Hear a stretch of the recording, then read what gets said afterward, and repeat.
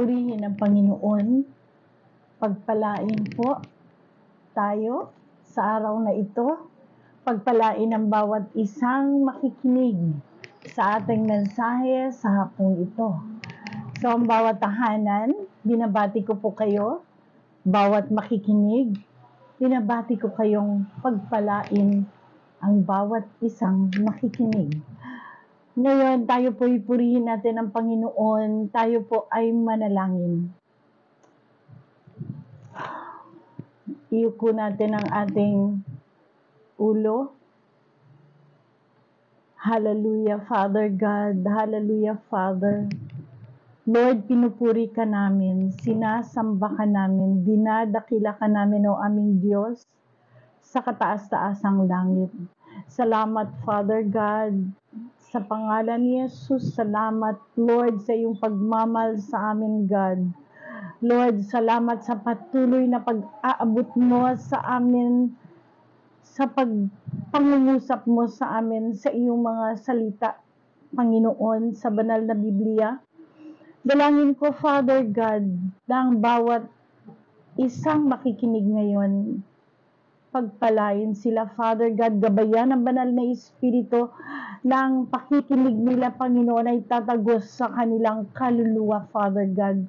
Dahil ang mga salita mo nga ay buhay, at ito'y tumatagos sa kaluluwa, sa Espiritu, Panginoon, hanggang sa buto at sa utak ng buto. Ito'y salita mo, Panginoon, ay buhay.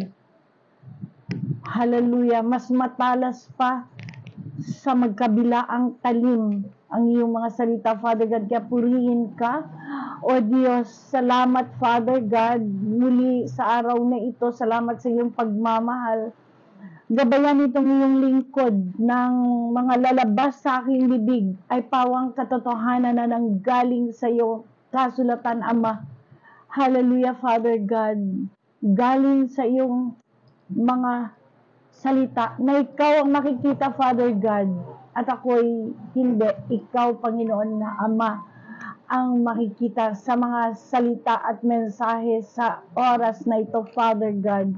Dalangin ko rin ang mga mahal namin sa buhay, sila ay ligtas sa anumang kapahamakan, sa oras mang ito at sa lahat ng mga oras. Dinideklara namin ngayon ang mga mahal namin sa buhay, God, na hindi man namin nakasama ngayon na sa kanilang trabaho, sa importante nilang mga lakad, Father God, Lord, aming tinataas sa iyo, sila'y ligtas. Aming kapatid, aming mga kapatiran, aming mga anak, aming mga apo, magulang, Father God, sa mga tahanan na ngayon na nakikinig, Father God, Lord, ligtas kami. Ang bawat isa sa amin, ang bawat tahanan, anumang kapahamakan, ligtas kami. Kami tinataas ko sa iyong mga kamay sa mga oras na ito. At hindi lamang sa araw na ito, kundi sa mga susunod pang araw. Yan ang dinideklara ko, dinideklara namin sa mga oras na ito, Father God. Muli, pinupuri ka namin, Father. Sinasamba ka namin, God. Ikaw yung Diyos na karapat-dapat lamang sambahin sa lahat ng oras. Lord God, ikaw yung nagmamahal sa amin. Sa pangalan ni Jesus, salamat, O Ama. Sa pangalan ni Jesus at sa kapangyarihan ng banal na Espiritu, thank you, Father. Thank you, Lord God. Thank you. Hallelujah. Hallelujah. Muli, salamat sa Panginoon. Purihin natin ang Panginoon. So, okay, tayo'y magsisimula at ang atin pong pag-usapan muna natin, relax muna at makinig. Ang pag-usapan natin po, yung mga bagay-bagay na tungkol sa kabaligtaran ng mga bagay-bagay, ang salitang kabaligtaran ito. Marami pong mga bagay na meron siyang kabaligtaran. Halimbawa lang, ang mumurahin, ang kabaligtaran nun ay mamahalin. Ang salitang malalim o bagay na malalim, halimbawa ang tubig, lalakad ka sa tubig, sa sa lake o sa sapa, merong malalim. At ang kabaligtaran nun, opposite, mababaw. Ang baba o mababa, kabaligtaran niya, mataas. So, ang madali lang, pag nag-aaral ka, merong madali lang para sa'yo. Meron namang mahirap para sa iba. So, yun po yung mga bagay-bagay na kabaligtaran. Ang umaga, ang kabaligtaran niya ay gabi. At ang madilim, ano ang kabaligtaran? Maliwanag. Ang mabigat, ang kabaligtaran ay magaan. Ang marumi, kabaligtaran ay malinis. O ang malinis, ang kabaligtaran ay marumi. So bakit ito ang ating mga pinag-uusapan? Samantalang mensahe ng God ang dapat nating pakinggan. Dahil po sa Bible, marami pong tama sa paningin ng God at merong kabaligtaran nito. Halimbawa, ang mga tao na kanyang mga nilalang o ang mga taong kanyang create, tayo, no, merong believer at merong unbeliever. So, kabaligtaran ng believer, unbeliever. So, ang mensahe po sa Biblia ay para sa mga tao, pareho sa believer at saka sa unbelievers. Pero ano? Ano ito? Ang ating pong tema, believer ka ba? O kabaligtaran ka nito? Unbeliever. Ang believer po, ito yung mananampalataya. Ang kabaligtaran nito ay ano? Yung hindi mananampalataya. So, muli, ang tema natin, mananampalataya ka ba o kabaligtaran ka nito? Okay. So, ano ba talaga ang ibig sabihin nito? Ang ating espiritual na pamumuhay dito sa lupa ay merong maraming namumuhay na kabaligtaran sa tunay ng mananampalataya sa mata ng Diyos. Ang mga kabaligtaran o mga baligtad sa believer, hindi nila alam na baligtad sila. Hindi nila alam na unbeliever sila. Hindi lahat na nag-attend ng church, nagpe-pray, nagsasamba ay believer. Sila po ay unbeliever sa mata ng Diyos. Ang atin pong teksto, ito po, 2 Corinthians chapter 6, verse 14, English Standard Version, ang sabi dito, do not be unequally yoked with unbelievers. For what partnership has righteousness with lawlessness? Or what fellowship has light with darkness? So dito, ang sinasabi nito na do not be equally yoked with unbelievers, utos po ito sa mga believers na huwag makiayon o makisama sa mga unbelievers. Tatagalogin ko para mas maliwanag sa ibig ng Tagalog. Pangalawang Korinto, chapter 6, verse 14. Ito po yung ating teksto. Huwag kayong makisama sa mga di sumasampalataya na para bang kapareho ninyo sila. Maaari bang magsama ang katuwiran at ang kalikuan? O kaya'y ang liwanag at ang kadiliman? Utos po ito sa mga tunay na mananampalataya na huwag makisama sa hindi sumasampalataya. Malalaman niyo po Kaya magtatanong tayo,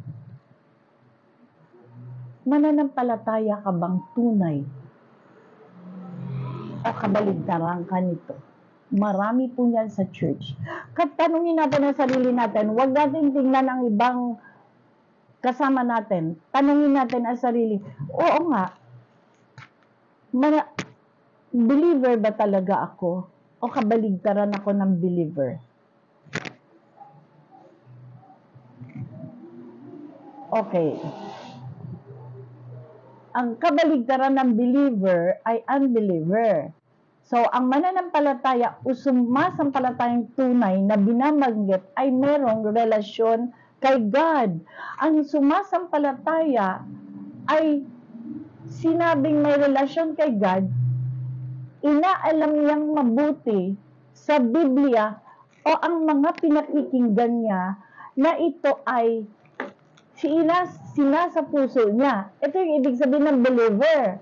Naniniwala siya pati sa mga utos at saka sa mga batas ng Diyos. Sa mga kaalaman na binibigay ng God sa Biblia, utos. So, ang sabi nga paano ba ang relasyon kay God? Hindi po kasi yun yung nagpupunta ka lang sa church. Marami po, halos lahat ng tao nag-church. Pero mas marami doon ang hindi believer, baligtad sa believer.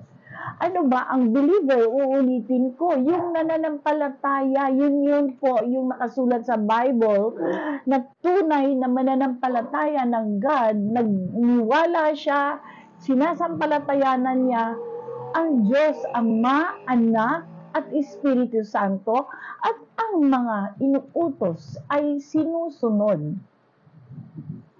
Paano ba ang relasyon kay God? Sabi dito pa, basahin muna natin ang John chapter 5 verse 24. Truly, truly, I say to you, whoever hears my word and believes him who sent me has eternal life. He does not come into judgment, but has passed from death to life.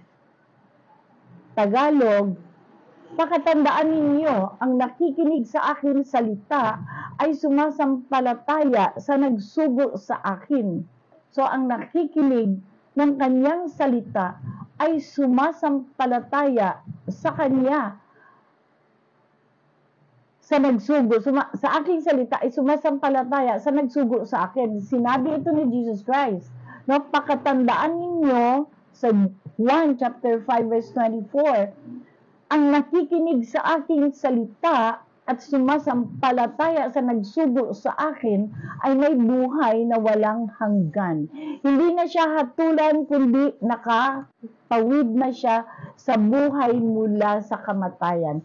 Sabi ni Jesus Christ, ito pakatandaan ninyo, ang nakikinig sa aking salita ay sumasampalataya sa nagsugo sa akin. Ibig sabihin, ang nakikinig sa mga sinasabi niya ay sumasampalataya sa nagsugo sa kanya. Sino ba nagsugo kay Jesus Christ? God the Father. Kaya pag nagsasampalataya ka sa kanya, nagsasampalataya ka kay God. Hindi na siya hahatulan. So, ang nananampalataya sa ating Diyos ay hindi na hahatulan, hindi na i-judge na para matapon sa kamatayan, kundi magkaroon siya ng buhay na walang hanggan. Ang buhay na walang hanggan po, yung doon ka na kasama sa kanyang kaharian sa kataas-taasang langit. At ang sinasabi dito naman na kamatayan, ito na yung sa kaharian ng kadiliman. Naunawaan po ba? Sabi sa 2 Timothy chapter 3 verse 5, having a form of godliness, but denying its power, have nothing to do with such people. Sila'y may anyo, ng pagiging makadiyos. Ngunit hindi naman nakikita ang kapangyarihan nito sa kanilang pamumuhay. Iwasan mo ang ganyang uri ng mga tao. Inuutos mo ito sa mga believers na iwasan ang mga unbelievers. Yung nagaan yun ng pagiging makadiyos. Anong nagaan yun ng pagiging makadiyos? Yun, nag-church at nagsasamba. Yung nagsasamba kay God, ang iyong nananalangin, pero hindi nakikita ang kapangyarihan nito sa kanilang buhay. Anong ibig sabihin na hindi nakikita ang kapangyarihan ng anyong makadiyos? Yung hindi sumusunod sa mga utos ng God. Hindi nakikita na sila ay merong Diyos na sinusunod. Sila'y may anyo na pagiging makadiyos. Ngunit hindi naman nakikita ang kapangyarihan nito sa kanilang pamumuhay. Iwasan mo ang ganyang uri ng mga tao. So malalaman natin po kung ano yung mga hindi nakikita na kapangyarihan sa kanilang buhay. Mamaya, susundan natin to. Sabi sa John chapter 6:47, very truly I tell you, the one who believes has eternal life. Ang katotohanan, 1 chapter 6 verse 47 sa Tagalog, katotohanang sinasabi ko sa inyo, ang sumasampalataya ay may buhay na walang hanggan. Sabi ni Jesus Christ. So ano ang mukha ng believer? Ito na. At ang mukha ng unbeliever sa judgment ng God. Basahin muna natin ang unang 5 sa 10 Commandments. So part 1 muna to, no? Unang 5. Sa susunod na natin, part 2, i-discuss o ihahayag ang part 2, yung pangalawang 5. Kasi 10 commandments. So, umpisahan natin dyan. Sabi sa Exodus chapter 20, verses 3 hanggang 12. So, mahaba po ito. Sa Tagalog ko na babasahin. Or, sige, dito muna tayo sa English. Ang sabi, and God spoke all these words. I am the Lord your God who brought you out of Egypt, out of the land of slavery. Okay. You shall, ito yung unang utos niya. Exodus chapter 20 verses 3 hanggang 12. Kapatid, kung may Bible ka, pwede mo yan buksan at basahin. Malalaman mo dito, ikaw ba ay believer o ikaw ay unbeliever? So, sa 5 utos. Ibig sabihin, pinananampalatayanan mo itong 10 commandments. Pero ang munang iumpisahan natin, dito tayo sa 5 una sa 10 commandments. Hatiin natin yan sa 2. So ito, sabi sa verse 3 ng Exodus chapter 20 verses 3 hanggang 12. Ito yung unang utos. You shall have no other gods before me. You shall not make, pangalawa, for yourself an image in the form of anything in heaven, above, or on the earth beneath, or in the waters below. You shall not bow down to them or worship them, for I am the Lord your God. I am a jealous God, punishing the children for the sin of their parents to the 3rd and 4th generation of those who hate me. Explain ko? Okay. Mamaya. So, ito yung unang utos pa lang. You shall not, verse 5, you shall not bow down to them or worship them, for I, the Lord your God, am a jealous God, punishing the children for the sin of the parents to the third and fourth generation of those who hate me. Verse 6, but showing love to 1,000 generations of those who love me and keep my commandments.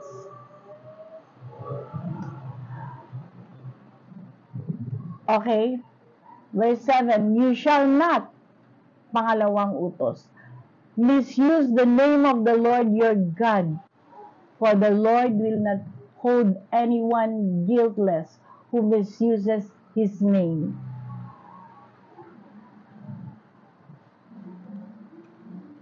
Pangatlo, remember the Sabbath day by keeping it holy. 6 days you shall labor and do all your work, but the seventh day is a Sabbath to the Lord your God. On it you shall not do any work, neither you nor your son or daughter or female servant, nor your animals, nor any foreigner residing in your towns. 11, verse 11, pangapat na utos, for in 6 days the Lord made the heavens and the earth. Pangapat na utos na yan. The sea and all that is in them, but He rested on the seventh day. Therefore the Lord blessed the Sabbath day and made it holy. Okay, ito pang limang utos. Honor your father and your mother, so that you may live long in the land the Lord your God is giving you. Tatagalugin na ngayon natin at dito natin explain ko. Huwag kang sasamba sa ibang Diyos maliban sa akin. Huwag kang gagawa ng imahe ng anumang nilalang na nasa langit, unang utos to o nasa tubig upang sambahin. Huwag mo silang yuyukuran ni sasambahin, sapagkat akong si Yahweh na iyong Diyos ay mapanibuguing Diyos. Ang kasalanan ng mga magulang ay sinisingil ko sa kanilang mga anak hanggang sa ikatlo at ika-4 na salinlahi. Ngunit ipinadarama ko ang aking pag-ibig sa libu-libong salinlahi na mga umiibig sa akin at tumutupad sa aking mga kautusan. Okay, ito na po yan. Ang sabi, huwag kang sasamba sa ibang Diyos maliban sa akin. So, ano yung sinasamba mo na Diyos? Yung kung saan ka adik, alak, sigarilyo, at kung ano-ano pa, sexual immorality. Okay. Ano pa ang pinaka na sinasabi niya dito? Huwag kang gagawa ng imahen, anumang nilalang na nasa langit. Ito yung talagang iba pang Diyos na maliban sa Kanya. Huwag kang gagawa ng imahe ng anumang nilalang na nasa langit, nasa lupa o nasa tubig upang sambahin. Ano ba yan? Yan yung mga ginawa ng kamay, imahen na gawa ng kamay, kahoy, ano yun, namukhang nasa langit. Marami po ang nagsasamba niyan. Diyos-Diyosan niyo po yan. Diyos-Diyosan. Hindi po yan ang Diyos. Huwag mo silang yuyukuran. Ang sabi ni Lord, ni sasambahin sapagkat akong si Yahweh na yung Diyos ay mapanibuguin. Mapanibuguin Diyos. Ang kasalanan ng mga magulang, so pag ang magulang ganon, anong sabi niya? Ito yung batas ng God. No, huwag mo silang iyukuran, isambahin sapagkat akong si Yahweh na yung Diyos ay mapanibuguing Diyos. Ang kasalanan ng mga magulang ay sinisingil ko sa kanilang mga anak. Ngunit ipinadarama ko ang aking pag-ibig sa libu-libong salinlahi ng mga umiibig sa akin at tumutupad sa aking mga kautusan. Sabi dito sa kanilang mga anak hanggang sa ikatlo at ikaapat na salinlahi.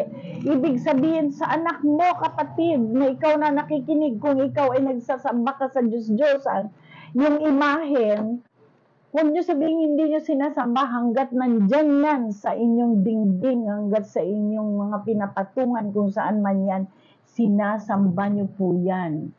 At hindi po ako ang nagsabi niyan, hindi po yung galing sa aking sarili.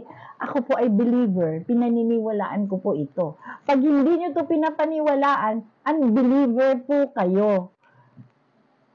Kayo ay kabaligtaran ng believer, kabaligtaran kayo ng tunay na mananampalataya. Ang sabi nga yung mga nag-church na nag-hypocrite yun.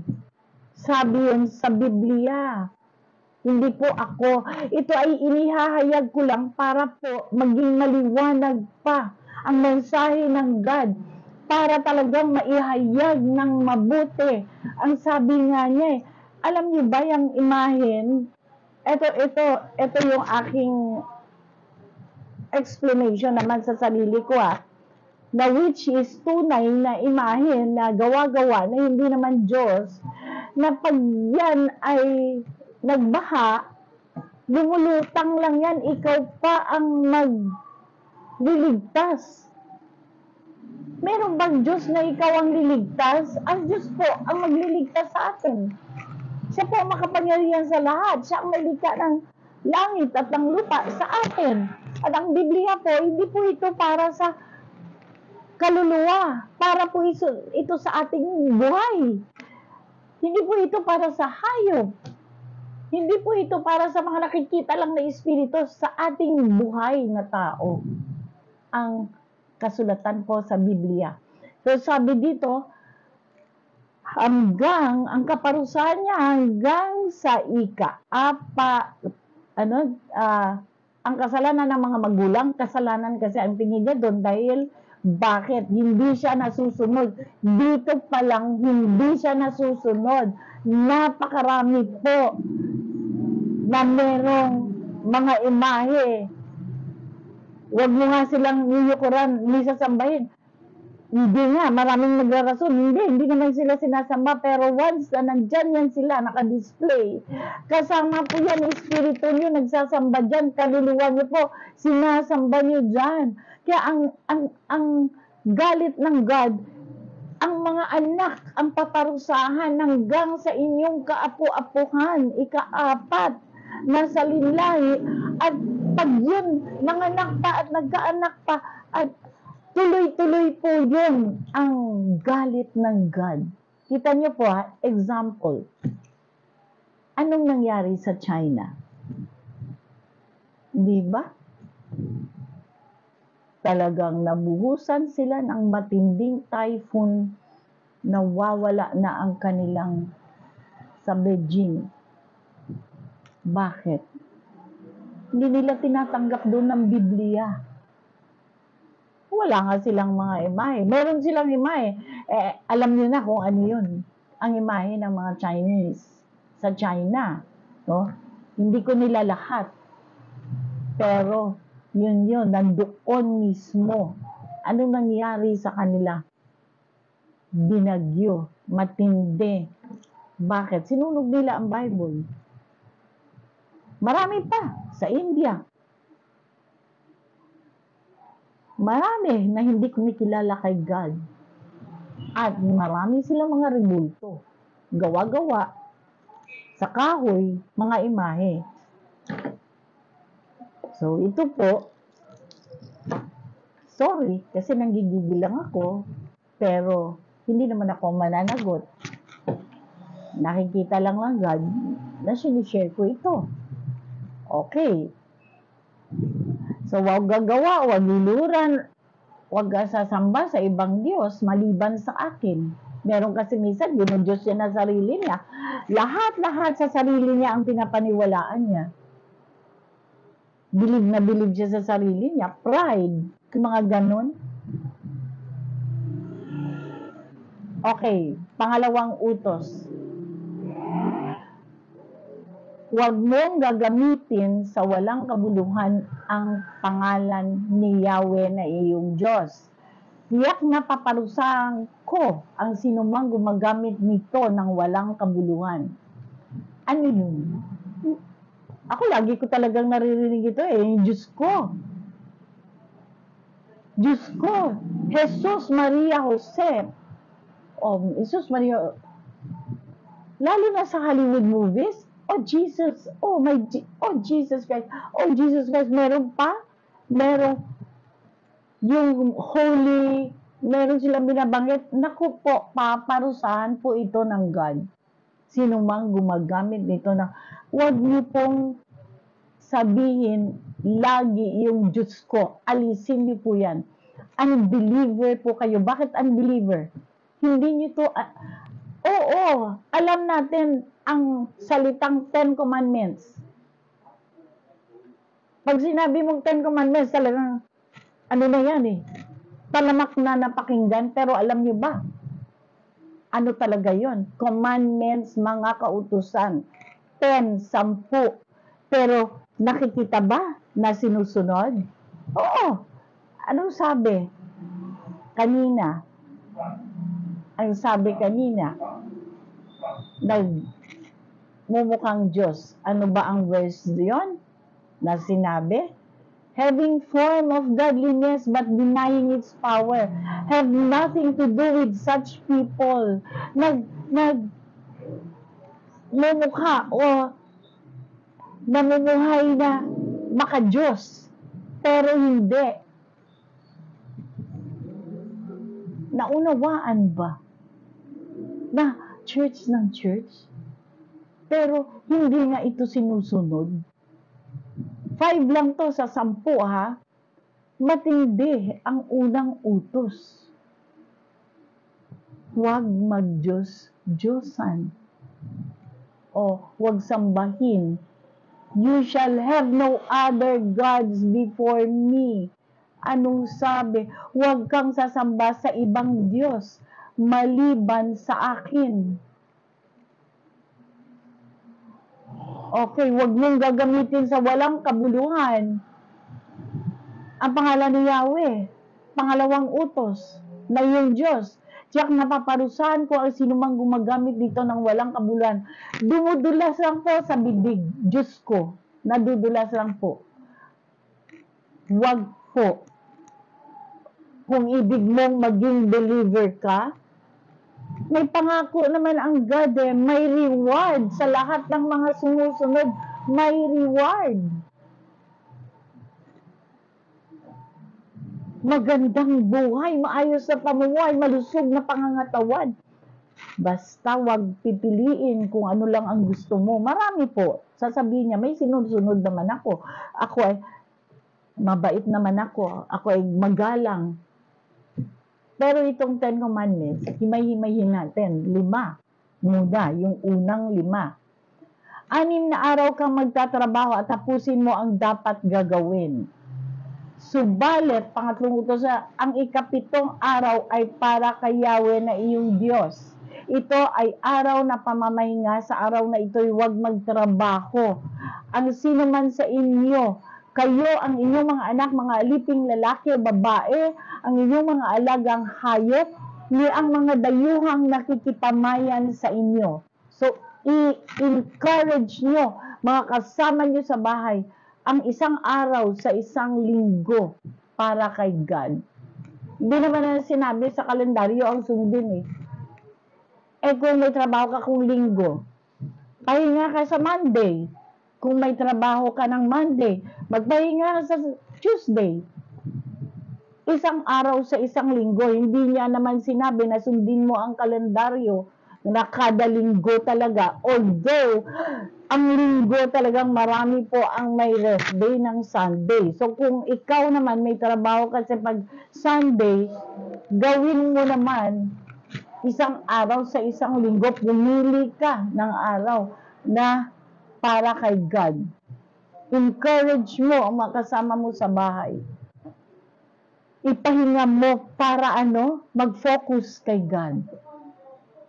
punta sa worship service, punta sa fellowship, ipahinga ang isip, ang kaluluwa para kay God. Ano yun? Mag-fellowship, makinig ng salita ng God, worship, service, church. Yung church po, tayo yun. Yung mga believers, tayo po ang church, hindi ang building. Ito na yung pang-apat. 6 na araw kong nilikha ang langit, ang lupa, ang mga dagat, ang lahat ng nasa mga ito. Ngunit namahinga ako sa 7 araw. So, ito pala, yan na ang pang-apat. Kaya ito'y aking pinagpapala at inilaan para sa akin. Pinagpapala niya talaga yung araw pang 7th day. Siya mismo, ipinakita niya na nagpahinga siya. Kaya pag ang tao nagpahinga, sa 7 araw ng kanyang trabaho, every week yan, siya ay pagpapalain ng God. So, pang-5 utos, ang sabi, igalang mo ang iyong ama at ina. Sa gayoy, mabubuhay ka ng matagal sa lupaing ibinibigay sa inyo ni Yahweh na inyong Diyos. Pang-5 utos po yan. So, amen?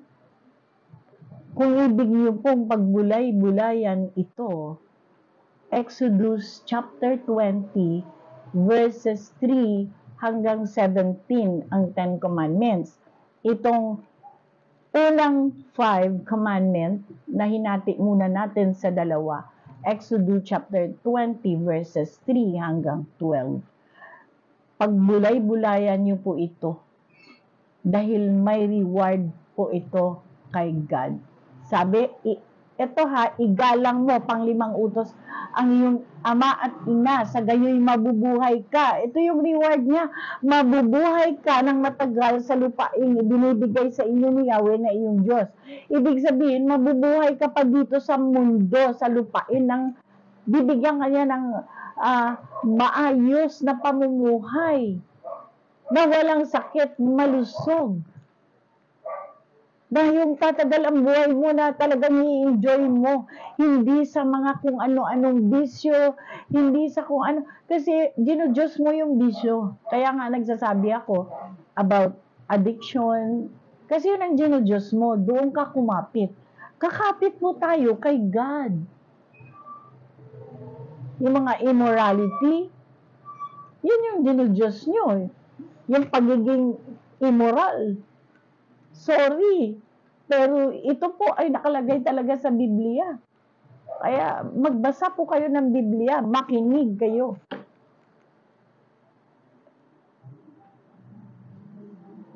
Sabi sa Leviticus chapter 26 verses 14 hanggang 16, malapit na po tayong matapos dito ha.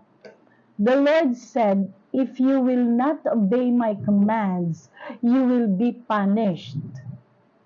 If you refuse to obey my laws and commands and break the covenant I have made with you, I will punish you. I will bring disaster on you, incurable diseases and fevers that will make you blind and cause your life to waste away. Tatagalugin ko pa. Para mayroong mga ibig sa Tagalog, mas mauunawaan ng iba sa Tagalog. Kahit ako, pag nagbasa ako ng English, babasahin ko rin sa Tagalog para maliwanag sa ating isip, maliwanag sa ating pagbulay-bulay. Leviticus chapter 26 verses 14 hanggang 16, sabi ng God, ngunit kung hindi kayo makikinig sa akin at hindi tutuparin ang mga utos ko, kung tatanggihan ninyo ang aking mga tuntunin at kautusan, kaya't ayaw ninyong sundin ang mga ito at sisirain ninyo ang ginawa kong kasunduan sa inyo, padadalan ko kayo ng mga sakuna Makakaranas kayo ng matitinding sakit na pagpapalabo ng inyong mata at magpapahina ng inyong katawan. Hindi ninyo makakain ang pinagpagalan ninyo sapagkat ito'y kakainin ng inyong mga kaaway. Ano yun? Puro problema. Puro problema sa sakit pa lang. Ang iyong pera mauubos na sa mga gamot.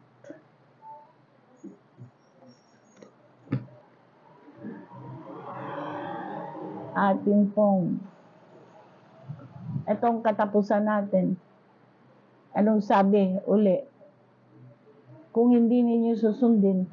Pero, ito yung conclusion.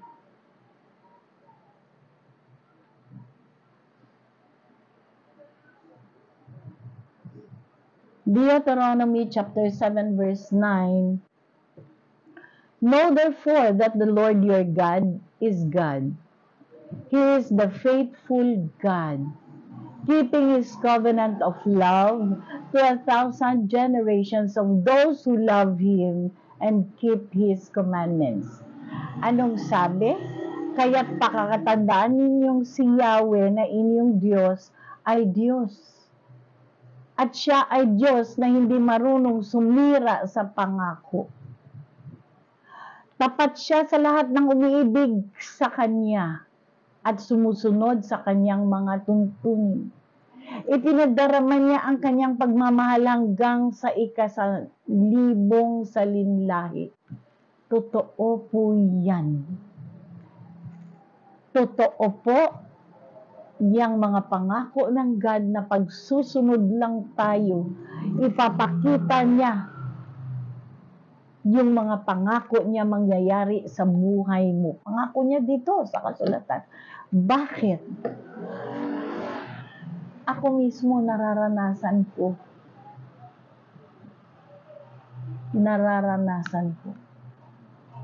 So, amen po ba? Dito po tayo magtatapos. Tayo ay manalangin. Kung meron po kayong ibig na itanong, meron po kayong ibig na sabihin sa comment po. Maglagay kayo sa comment. Amen? Hallelujah. Purihin ka, O Panginoon. Thank you sa iyong mga salita. Thank you sa iyong pagmamahal, God. Ibig namin, sa pangalan ni Jesus, ang kapangyarihan ng banal na Espiritu, naggabayan kami, bigyan kami ng kanyang kapangyarihan na talagang makalapit sa iyo, makayanan pa namin ang mga iyong mga utos. Alam namin, Panginoon, itong iyong utos, iyong covenant, iyong agreement sa iyong mga tao na nilikha. Ito po ay talagang sa mga nilikha mong tao, Panginoon, sa amin, Father God. Hindi ito sa basta-basta lang, Lord God, kundi sa amin na mahal mo na iyong mga nilikha na mga tao, Father God, na huwag kami, Panginoon, maglihis. Huwag kami mapunta doon, Lord God, sa kabaligtaran ng iyong kaharian na kung saan sa kadiliman.